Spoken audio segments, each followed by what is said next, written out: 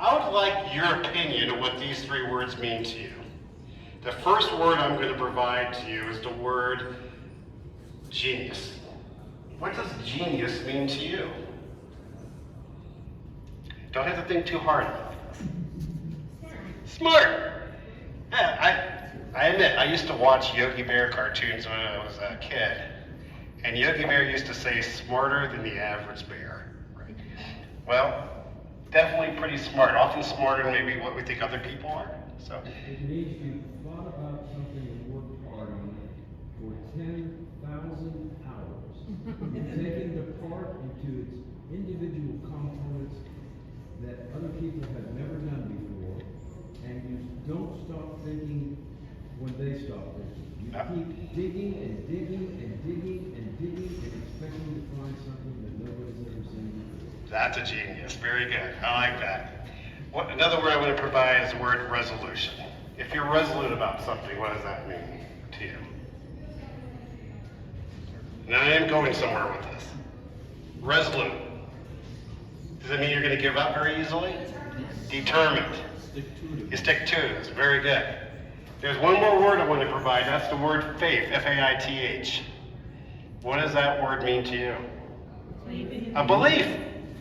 It could be a belief in all kinds of things. It could be a belief in a higher power. It could be a belief in the love of your family and friends or your kids. It could be a belief in the work that you do. Why am I bringing this up? Because if you walk up that 60 feet of sand and grass, go up to that monument, you're going to see those three words on the side of it. And it really does relate to what the Wright brothers have accomplished here at Kitty Hawk. By the way, where did the Wright brothers actually fly the airplane at? Was it Kitty Hawk or Kill Devil Hills? Kill Devil Hills. Who says Kill Devil Hills? Who says Kitty Hawk? Who says I'm hungry? I don't want to think. It's actually both. Because they actually did fly at Kill Devil Hills, but there was no Kill Devil Hills at the time the Wright brothers were here. It was actually considered Kitty Hawk. So that's only I'm only giving you this in case you get asked us if you go on Jeopardy. So you might need to know it. So the Wright brothers. Everybody here, I'm going to guess, has probably been on an airplane. And if you have been on an airplane, there's a good chance you own something or know somebody that's been on an airplane. So what the Wright brothers have actually done here is touched your lives, all of your lives. And I think a lot of times when we talk about history, sometimes it doesn't seem always to relate to us, or maybe it seems distant for some reason. But the fact is, what the Wright brothers did, every single person in here has been touched by it in some way. It really has changed our world. Now, if the Wright brothers wouldn't have had the first actual machine object that would fly and could be controlled, somebody else probably would have invented it eventually, but how would our world have changed? How different would it have been? We can't really relate to it because we know what happened here. So here we are. It's only been 120 years since the Wright brothers had a historic flight. It was December 17th of 1903. And since that time, we've been in outer space. We can fly anywhere in the world. In fact, the only thing we ever think about now when we get on an airplane is, what time are we going to arrive and where's our luggage at? We don't even think about it anymore. It's become such a part of our lives that an airplane flying over us, we don't even think about it most of the time. Because it's an everyday occurrence. But it didn't used to be that way. For a long, long time, a lot of people thought that mankind wasn't even supposed to fly. That was reserved for the angels and the birds, not for us.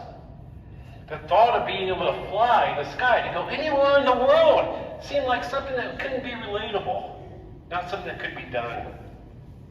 But there were people that dreamed for it to happen.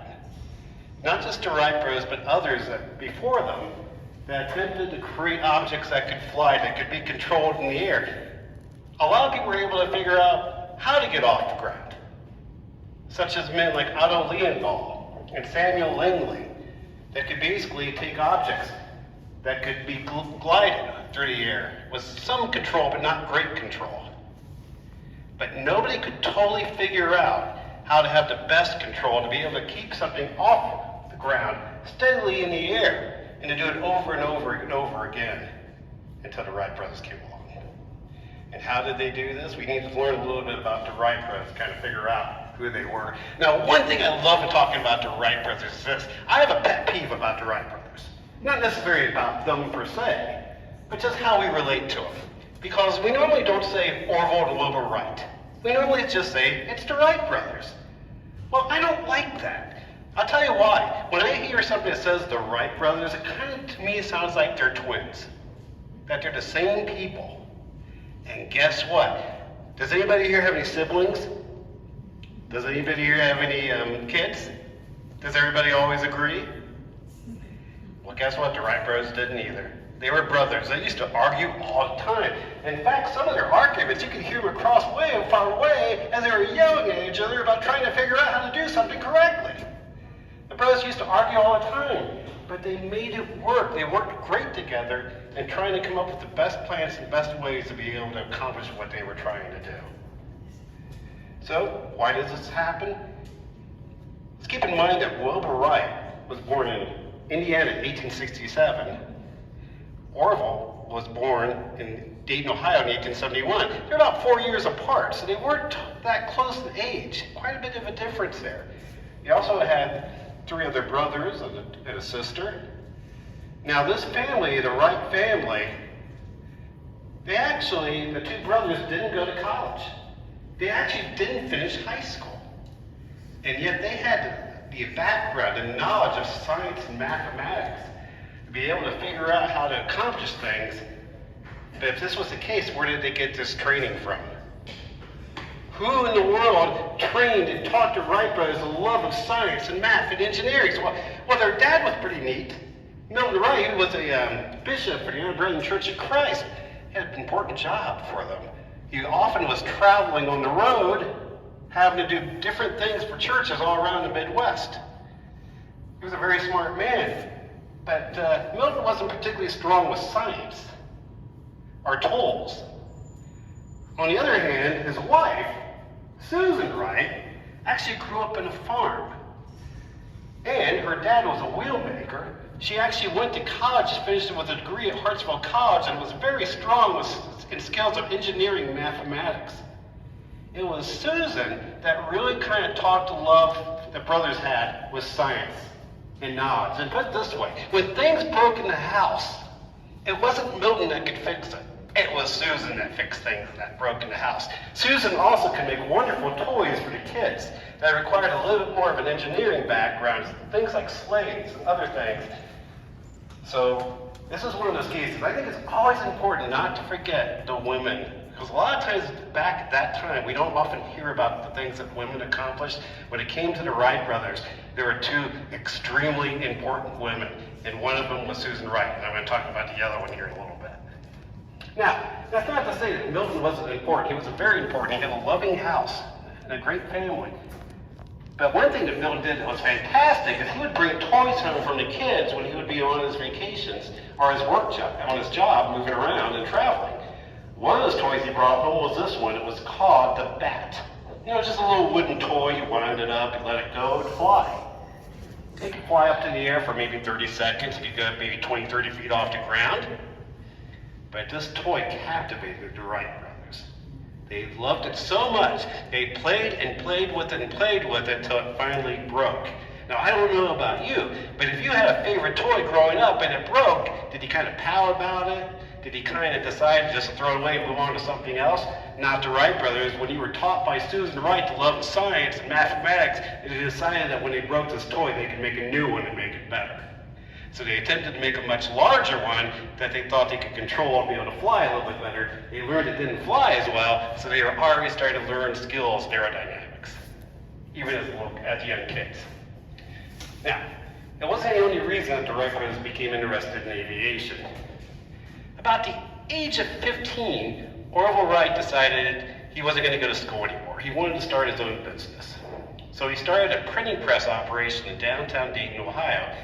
Wilbur, who was home at the time, actually would join him, became the editor for the papers they were working on, and together the 2 young men had a successful printing operation in Dayton. Now, they were making some money off this, But the problem with having a printing press operation in Dayton is that there was a lot of other people in the Dayton, Ohio area that wanted to do the same thing. So they were going to lose a little bit of money from competition. So the thought was, what more could they do? What other things could they get involved with that could potentially be a business winner for them? Well, at the time, in the 1890s, one of the big things that was going on were bicycles. The bicycle craze was happening. It was only happening because before the 1890s, if you wanted to own a bicycle, you had to have something that basically looked like something that would be in a circus. It had a gigantic front wheel on it with the pedals in the front, and it was very difficult to operate or use. But in Europe, inventors there invented a bicycle called a safety bicycle. Basically, it looks like the bicycles we use today. And anybody now can learn to ride a bicycle, and although they weren't cheap, they were becoming more affordable, and they started becoming very popular. Well, the Wright brothers took advantage of this. They started making their own bicycles. They had their own cycle shop, the Wright Cycle Shop. They could not only fix any bicycle, but they actually started making their own bicycles. Now, what does that have to do with airplanes of today? Well, there's something very similar between a bicycle and a glider, and that's how it's operated. You see, if you're going to be able to fly a glider or ride a bicycle, you have to do one very important thing. You have to balance yourself. So, for instance, if you're going to turn on a bicycle, you're going to turn your handlebars, right? That's called yaw, Y-A-W. You do the same thing in a glider or an airplane by using the rudder. But also, if you're going to turn on a bicycle, unless you're just not moving at all, you're going to have to roll into your turn. And you also accomplish this with the glider with your wings, your roll. The only difference is you're not going to learn much about pitch on a bicycle unless you hit something. But on something that flies, you use an elevator to get control for pitch. But all the stuff was meant that the Wright brothers were already starting to look into designs for eventual flight. Now, the Wright brothers were fascinated with flight. Just because they were in a bicycle shop at the time didn't mean they weren't watching what others were doing with flight and control. Some of those things that he would do is read the exploits of other people around the world when it came to flight. Men like Samuel Langley, who was attempting to fly with an object called the aerodrome. Didn't have great success with it at the time, but he was on his way to try to figure out how to have control of flight. Men like Otto Lienthal, who was actually flying gliders at the time with some success. Unfortunately for Otto, his last flight, he crashed and he died. And unfortunately for a lot of early inventors at the time, a lot of early people trying to figure out how to fly, that often was the result. But this didn't stop the Wright brothers from their interest in aviation. So, they had a friend of theirs, and their friend was by the name of Octave Chanute. And Octave was a retired engineer from the Chicago area who was now interested in gliders. So he used to try to fly gliders in the Indiana Dunes near Chicago with some success. So the Wright brothers used to correspond with Octave about all the things that were going on at the time with flight and control. But then, there's one thing in particular that I really believe really pushed the idea for flying more than anything else with the Wright brothers. You see, in Dayton, Ohio, downtown, there's a big rock that hung over the river. And this big rock basically was a really cool spot because when the wind would hit it, it would rise. They called this area Pinnacle's Point. It's no longer there, by the way, in Dayton, Ohio. But it was a favorite spot to picnic at. You could just sit back in the grass or along the road and just relax. And when the Wright brothers would do this, they would watch these guys flying over the rocks. Now, we call these turkey vultures. The Wright brothers back then often called them buzzards. But there's a great thing about a turkey vulture is this. They're big, they're not particularly fast, and you can easily, with just a little bit of careful study, watch how a turkey vulture controls itself in the air. You see, I challenge you to do this next time you watch a turkey vulture. Watch how it's moving its wings. They often fly in a dihedral, which is like a V. But it's not just that they're doing to get control in the air. They're also moving their wingtips in a lot of different directions to get balance. Now, the Wright brothers used to study these turkey vultures in the air to try to get an idea. How were they flying? How were they controlling themselves? They called the concept wing warping. So back at the cycle shop, Wilbur Wright was actually playing with boxes, trying to replicate things that came to, such as the turkey hawk's wings. And he noticed that if he bent the box in one way, it would go in a different direction the other way. And this was a thought that maybe this is something they could try to see if this might work for control in the air. So they attempted to do this with a kite. They built a kite, very similar in a way, just a lot smaller than this airplane would be. And they flew this kite in Dayton, Ohio in 1899, and it had success with control, to the point that they thought they really were onto something. Now the next step, besides flying that kite, we attempt to fly a glider. The problem was, where would you do that at? I mean, Dayton, Ohio, it's a great place to be. Fantastic place to be. There's a lot of countryside around the city. A lot of places you could potentially fly a glider. But the Wright brothers ultimately decided against this. And why would that be? There are three big reasons why. Number one, the Wright brothers were concerned about the lack of steady winds in the Dayton, Ohio area. They wanted to have winds that are at least averaging about 10 to 15 miles an hour. Potentially a coastal area might be best for this. But Dayton, maybe not. Number two, they actually cared about their safety. Dayton, Ohio, no soft places to land. Kind of rocky, kind of hard. No beach, no sand.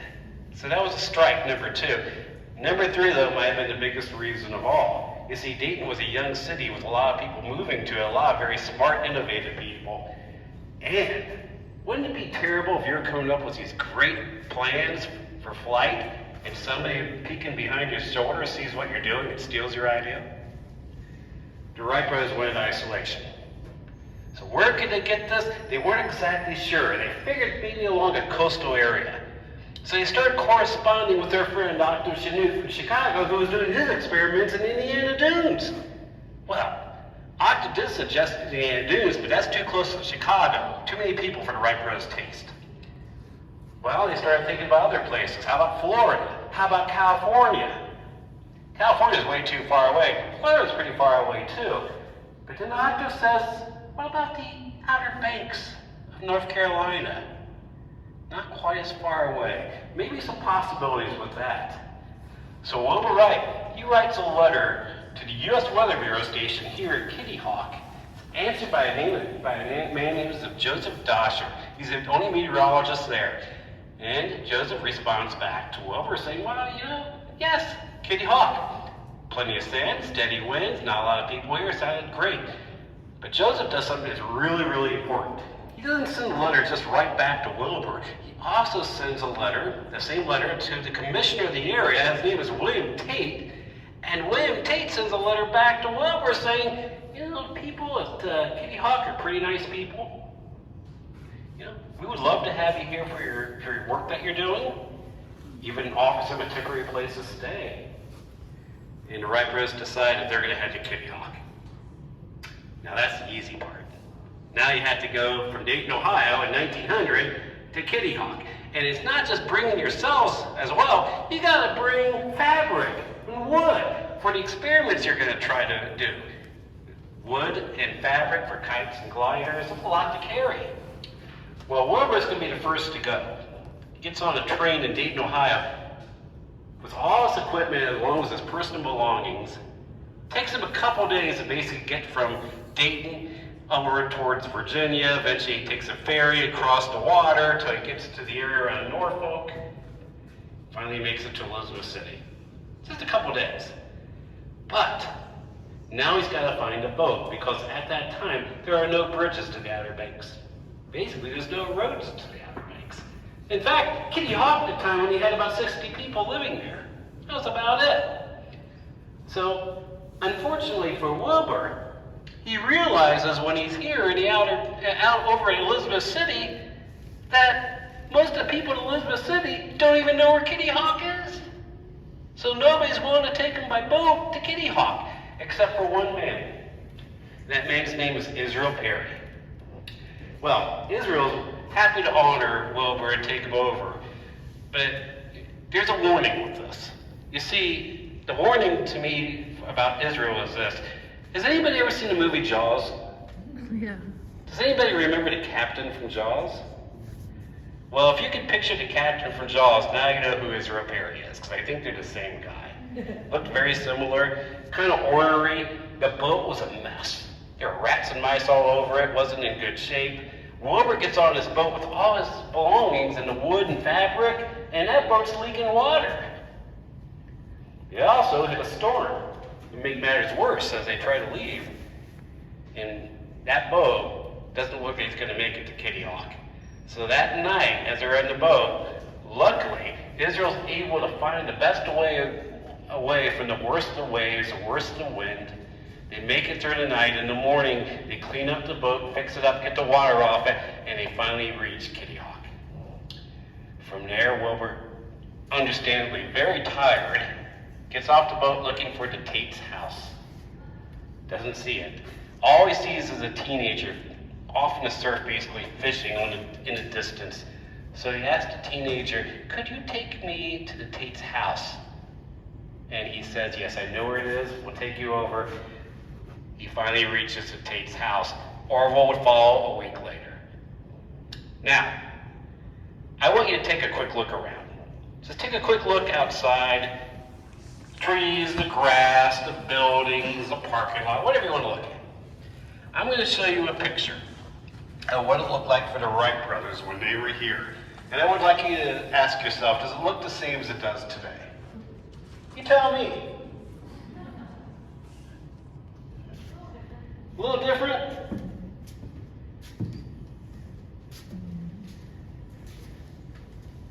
What do you think?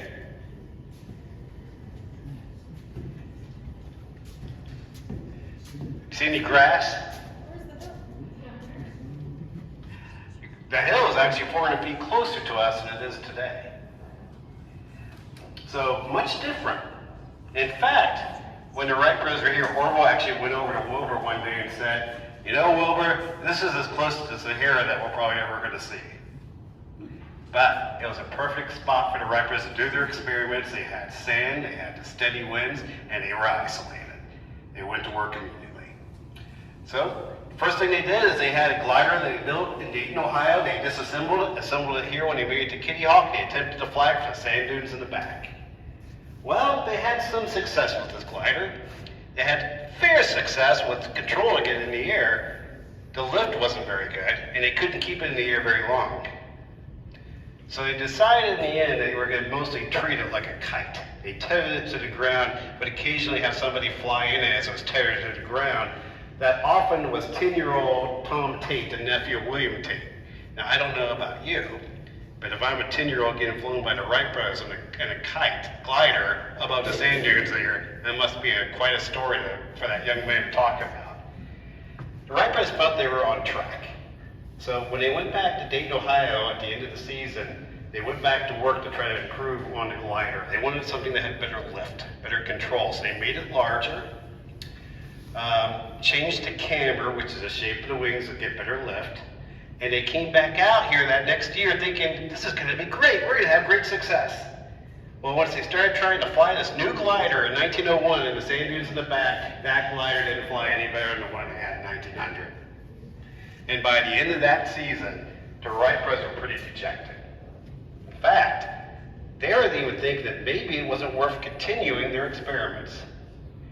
On the train back to Dayton, Ohio, Wilbur actually leans over to Orville and says, "Man's not going to fly for 500 years. When they get back home to Dayton, there's a letter at their house for Wilbur Wright. It's from their friend Octave Shnew. Octave is in charge of an engineering club in the Chicago area. He wants Wilbur to come speak to him about all the magic about flight, all the things that the Wright brothers were doing here at Kitty Hawk and Dayton, Ohio. Well, understanding this, Wilbur just went through this really difficult season. He's not sure he wants to go talk to all these great scientists. Well, that's when somebody else steps up in the Wright family to kind of push Wilbur along. Now, I already said that Susan Wright was a very important figure in their family, but there was another woman that was an extremely important figure as well. Her name was Catherine Wright, and she was the sister of Wilbur and Orville. Now, Catherine and Susan Wright were the only two people in that immediate family that had college degrees. They were highly intelligent women. Catherine also loved her brothers. And when she saw this letter from Octave asking Wilbur to come to Chicago and talk to all these great men, and knew that Wilbur was hedging on going, she strongly influenced him to go. He finally gave in and went to Chicago to meet all these scientists. He started talking about the work that him and Orville were doing with aviation and Kitty Hawk in Dayton, Ohio. And when the programs were over and Wilbur was ready to head back to Dayton, what he realized was this. When it came to all the experiments with flight, no one else in that room had any knowledge that like the Wright brothers did. They were so far ahead of the curve. And this was a spark for Wilbur Wright. So when he got back home to Dayton, him and Orville started working on a new glider. They also realized there's something must have been wrong with the formulas they were using in mathematics, with the equation with lift. So they started testing the numbers and changing the numbers for the equations to see if they would get better results. And they did. Changed the glider, made it larger again, changed the wing shape, and with this new information, they came back out here in 1902, and this time they had much better success flying the glider. Now, that being said, I love bringing this up because, the Wright brothers, they didn't even finish high school. And yet, they had this amazing ability with science and engineering and mathematics to even figure out how to change the equation for lift. And that's once again, you can thank Susan Wright for that. Now, in 1902, they did still have some problems when it came to flying. See, every now and then when they would be up in the air, when they wanted to go right, that darn glider would go left. And sometimes when they wanted to go left, it would go right. And then it would lose control. It would spin nose first into the center, leaving a big hole in the ground like this. They called it well digging. But how do you prevent that? They thought that all they needed was using the wing warping to turn. And the rudder was stationary. But they realized if they had a movable rudder, that might help control the yaw and might make it much more accessible for turning. So they changed it, made the rudder accessible, made it movable along with the wings. And when they started practicing this in September and August and September of 1902, not only did they have success with this new glider, they did 700 flights and set almost all the records at the time for glider flights. Now the Wright brothers knew it wasn't going to be a matter of ability of whether they could actually fly a heavy air controlled machine, called today an airplane. They knew they could do that. The question was, how long was it going to take to do it? What would it take to get it done? So they go back to Dayton, Ohio. At the end of 1902, they realized they had to have an engine for this. Well, as great as the Wright brothers were at building things, they'd never really built an engine before. So they started asking for help. They knew they needed to have an engine that was going to be at least 8 horsepower. They also knew it had to be less than 200 pounds. It's a lot to ask. Most of the engines at the time for those early cars were really big and heavy. So Wright brothers started asking automobile companies and mechanics, could someone donate an engine for us? Everybody refused. They probably just didn't have something they could give them. So Wright brothers realized they're going to have to make their own engine. So what did they do? Well, they asked their own mechanic, their bicycle mechanic, Charlie Taylor, to build an engine for them. And Charlie says he can do it, although he's never built an engine before either. How did they do it? They had to use a different kind of metal. A metal that's going to be strong but lighter. That would be aluminum. They use aluminum for parts of the engine that keeps it under 200 pounds. This engine ended up being 12 horsepower. That may have been too much, but they had it built. And because they were really concerned that somebody would steal the ideal they were using for the engine, they paint the aluminum black. Hide the aluminum. The next thing you have to do is you got to have something that causes thrust to make the machine move forward. That would be a propeller. Well, at the time, if you had a propeller, it was probably for a boat or a fan, not for something that's going to fly in the air. In fact, a lot of people were doing test bed propellers with very poor success. Well, the Wright brothers used to follow these early exploits of propellers, and they realized they weren't working right for a reason. So when their studies and their work they were doing in the wind tunnels, they realized the best kind of propeller had to be shaped like a wing. So when they built this and they created the propeller, they flattened out the ends for better efficiency. You can make a strong case and say that the propeller might be the most important thing that they built. Very strong, because almost any plane that flies today that still uses a propeller is very closely based on the Wright brothers design. And then you had to have the machine itself. It would have to be a lot bigger than the gliders they were using. It's going to have to handle a lot of weight. So they ended up going to build something that's 40 feet across wingspan. It's going to be over 500 feet, square feet, be over 600 pounds. In fact, it was so big they couldn't build it in Dayton, Ohio. They would have to wait till they got here to Kitty Hawk. But before they head to Kitty Hawk with this new plan, in 1903, they have a meeting with their dad. Now, Milton Wright had one very important thing to say to the brothers before they would leave, and it was this: I want you guys back home for Christmas. And the Wright brothers said they would be. So they leave. In the summer of 1903, they get to Kitty Hawk in September. And they immediately get to work testing all their equipment. First thing they have to do is they had a building they were using for a camp building. It got blown down by a storm, so they rebuilt that building, and then they realized it's not going to be nearly big enough to hold the airplane, so they built a new building right next to it that kind of built for the airplane, and at the same time, they're testing the components, the engine, the propellers, everything they can while they're here, building the airplane. Unfortunately, that strong engine they had, a 12 horsepower engine, when they were practicing using it, caused a lot of torque and vibration, and the transmission was causing a lot of movement as well, which meant that things were breaking off the airplane, including the propellers breaking. And unfortunately, in 1903, when something of wood breaks, you can't walk across the sand to Lowe's like you can today. They had to go back to Dayton, Ohio. So Orville Wright, he actually goes back to Dayton, all the way, stays in Dayton until almost December to make new propellers. And by the time he gets back, it's mid-December. It's almost Christmas time already.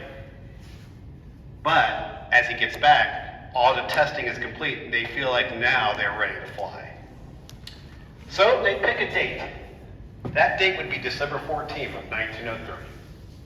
Now, one challenge about flying out here is you can't really use wheels in the sand, so they come up with a plan to use a 60-foot rail.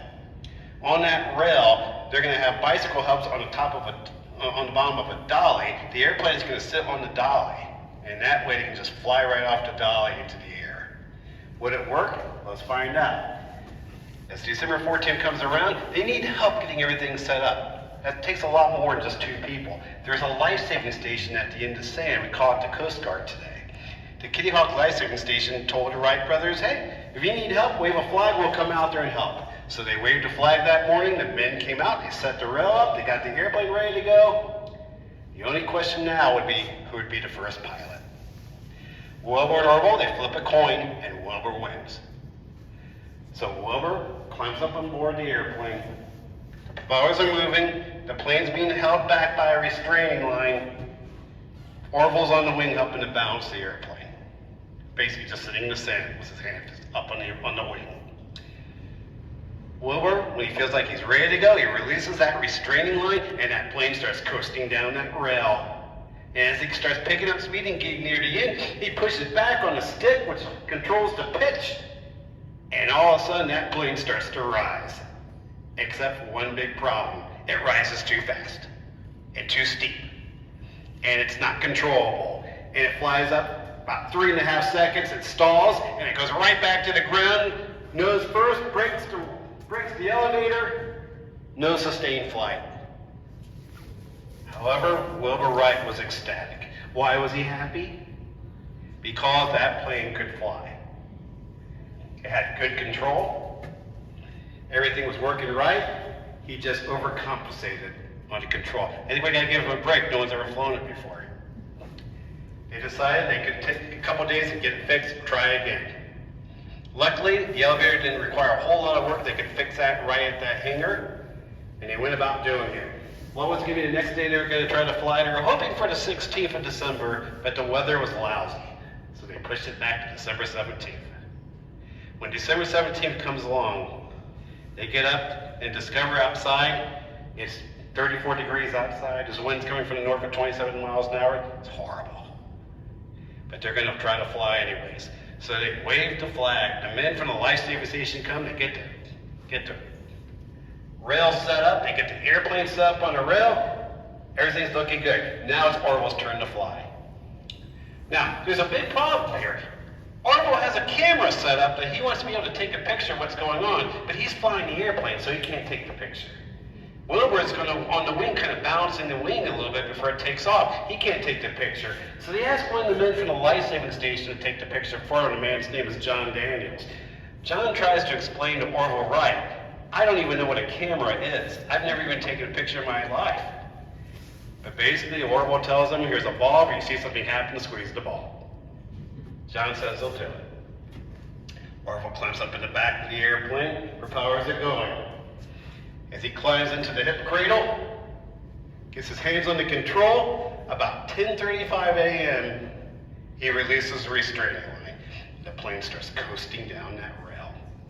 As it's picking up speed, as it's getting near the end, Orville pushes gently back on the pitch control, and that plane starts to rise ever so gently. Wobbly, winky, all kinds of stuff. It didn't look very pretty when it was up in the air, but it was trying to go. It only got off to a height of maybe 8 to 10 feet off the ground. It only flew for 12 seconds and flew for 120 feet. That's less than the length of most modern wingspans today for jets. And yet, it was the first time in history that mankind controlled an airplane. The plane landed softly in the sand.